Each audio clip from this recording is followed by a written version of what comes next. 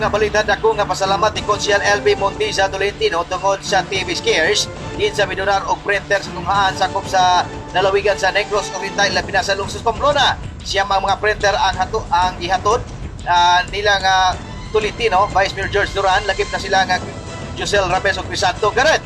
Matod pa ni Konsyal Tolentino nga siya gyud gipasalamatan ang TV's family. Aniya pamahayag ni Konsyal LV Montiza Tolentino. Yes sir, kaning atong printers gikan ni sa Teves family, sa Teves Cares, from Honorable Congressman Arnie Teves, from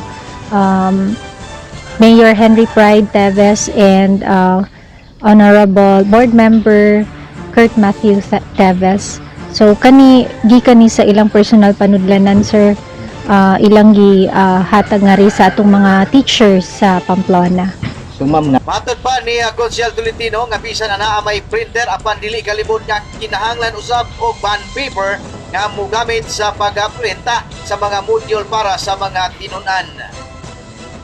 Yes sir, oo. Dako kayo nilang pasalamat in fact sir kay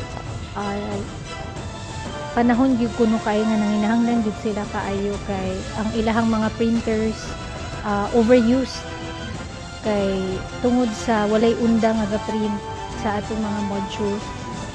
Lokal nga balita ang livelihood program nga gilangkuban kini ni Pamplona Councilor LV Montiza Tolentino, Crisanto Garret Jr. ug Josel Ramirez napigit sa paghatag og baboy sa pipila ka katawan sakop sa lungsod Pamplona aron mahimo nga piligalon sa pagdako sa mga napaktin kinsa gihatag sa pipila ka simana ang nakalabay. Kaya hinumduman nga adunay programa kini nga gitawag og swine dispersal aron na makatabang sa kabus nga mahiligon o makabaton sa o biligalon.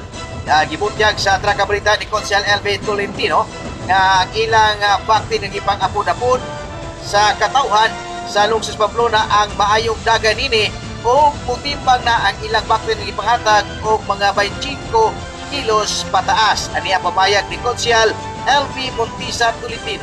Alipayon jud ko nga nakabalod 5 days ago nga ang ato ding mga baktin nga gipang disperse naa na daw sa 25 kilos pataas. So happy ko kay kuan siya baka nang ma-consider gyud nato nga successful siya, though this is a long way pa kay ang atoa is ato pa man ni siyang paanayon, pasanayon, and then mao ni siya nga ang ato asang mga baktin nga mahimong anak ni ining atong mga gipang disperse ato sang mahatagan og income ang nagbuhi.